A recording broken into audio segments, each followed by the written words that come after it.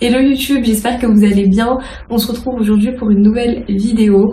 Bienvenue à celles et ceux qui ne me connaissent pas encore. N'hésitez pas à vous abonner en cliquant juste en dessous sur le bouton s'abonner. Et comme d'habitude à la fin, si vous avez aimé ma vidéo, n'hésitez pas à commenter, liker, partager, bref, me faire savoir tout ce dont vous avez envie. Et let's go! Alors, règle numéro 1, je pense que vous le savez déjà toutes, il faut faire des photos qualitatives. Donc quand je dis photos qualitatives, c'est par exemple pour les vêtements, essayez de les porter, soit de vous prendre en photo devant un miroir où il y a beaucoup de luminosité, soit de vous faire prendre en photo dans une pièce vraiment lumineuse où on verra vraiment bien l'article et que du coup il sera mis en avant. Si vous ne pouvez pas porter les articles, essayez de les disposer de manière à ce que on voit vraiment bien tous les détails, les couleurs, que tout soit vraiment mis en avant. Donc moi ce que je vous conseille c'est de vous mettre dans une pièce assez lumineuse, donc de faire des photos en journée si possible. Comme ça au moins la lumière naturelle fera que on verra bien les articles et du coup ça donnera tout de suite envie de cliquer sur l'image et du coup d'accéder à votre dressing. Mais c'est vrai que les acheteuses elles préfèrent quand même que vous portiez les vêtements, mais parfois aussi les vêtements ne nous vont plus, donc on ne peut pas les porter tout court, mais favoriser quand même les photos avec les vêtements portés. Ça c'est vraiment la règle numéro 1 pour les photos, il faut vraiment qu'elles soient qualitatives. Ensuite, astuce numéro 2, essayez dans la description de l'article de mettre un maximum d'éléments. Donc pourquoi je vous dis ça? Eh bien tout simplement parce que si vous mettez beaucoup d'éléments dans la description des articles, l'acheteur ou l'acheteuse vous posera moins de questions et du coup l'achat sera beaucoup plus rapide. Quand je vous dis mettre un maximum d'éléments, c'est vraiment préciser le maximum de choses, même si pour vous c'est logique que sur la photo c'est une robe noire avec de la dentelle ici, enfin bref, peu importe, mais sachez que parfois en face les personnes ne voient pas très bien les photos ou voilà, ont vu vraiment vaguement et rapidement et vont plus aller s'attarder sur la description de l'article. Et du coup le fait qu'il y ait un maximum d'éléments dans la description fera que la personne achètera forcément plus vite, ça évitera l'échange de messages, de trop de messages, voilà. Donc ça c'est l'astuce numéro 2, vraiment bombarder d'éléments dans les descriptions. Astuce numéro 3, je ne sais pas si vous le savez, mais sur Vinted vous avez le droit dans les descriptions de mettre des hashtags. Pour Vinted, les hashtags fonctionnent, donc le fait de mettre des hashtags, si vous vendez un pantalon blanc, slim, peu importe, vous pouvez mettre hashtag pantalon blanc, hashtag slim, hashtag tout ce que vous voulez, qui correspond à votre article.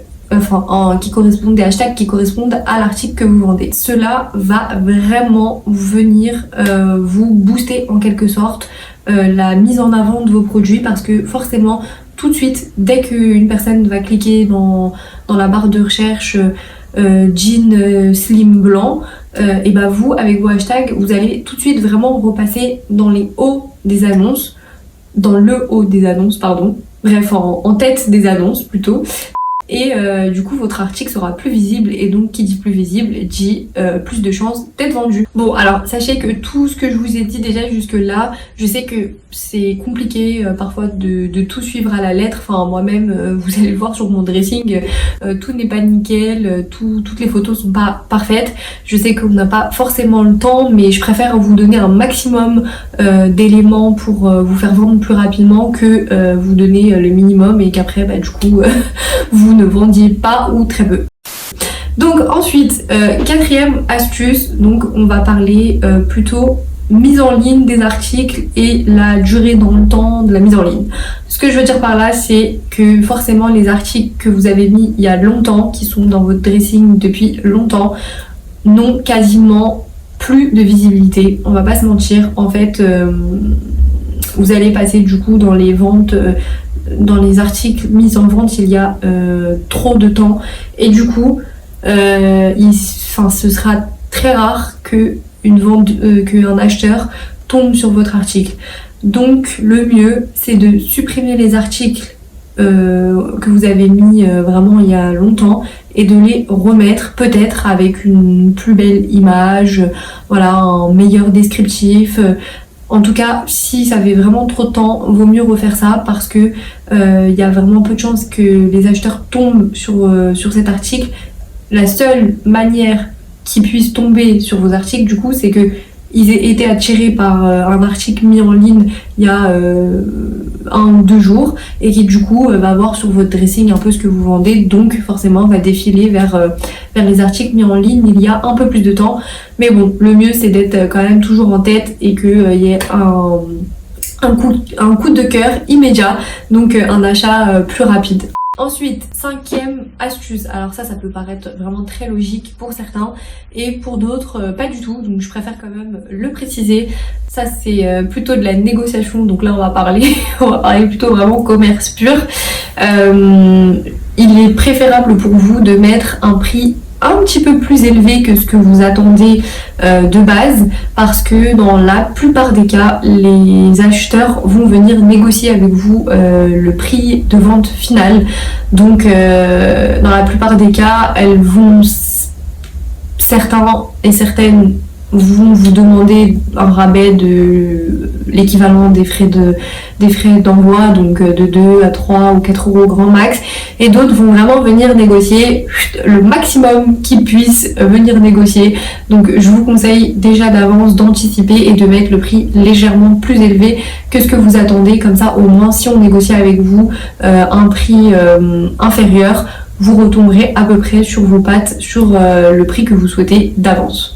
Ensuite, 6e et dernière astuce, alors elle aussi elle peut paraître forcément logique, mais ça c'est important de le souligner quand même. Sachez que sur Vinted, dans la plupart des cas, il y a beaucoup de ventes au coup de cœur. Donc qui dit coup de cœur dit que la personne veut l'article rapidement et pouvoir le mettre rapidement.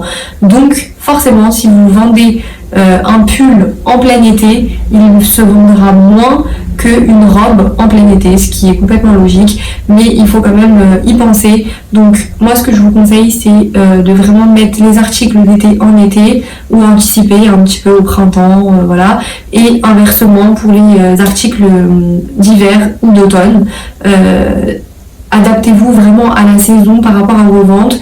Et pour éviter de blinder du coup votre dressing Vinted, vous pouvez éventuellement masquer les articles qui selon vous se vendront moins par rapport à la saison. Mais ça, attention, c'est un peu une arme à double tranchant si je puis dire, parce qu'il y a quand même des personnes qui peuvent tomber sur votre dressing et aimer un pull alors qu'on est en plein été et du coup va l'acheter juste par coup de cœur.